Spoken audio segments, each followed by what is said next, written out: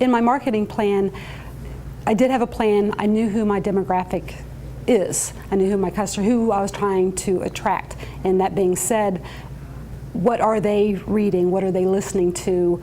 Are they listening to the radio? Are they listening to print ad? Are they reading the newspaper? I did do several things initially.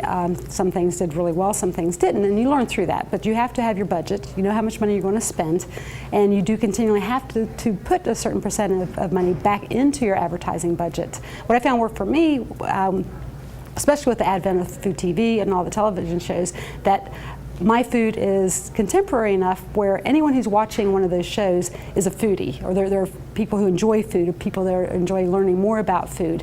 And so therefore, that's where, as far as my television budget, that's where I'm spending the bulk of it, because if they're watching that, they're going to want to know what I'm doing. Also, I found also is the children do like what I'm doing. They come into my restaurant. You wouldn't think that they would like my type of food, but it's the parents that are opening the children to the different types of foods.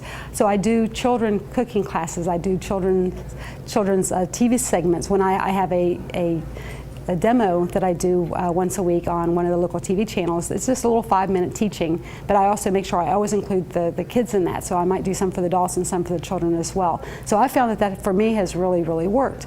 Newspaper does not work for me particularly.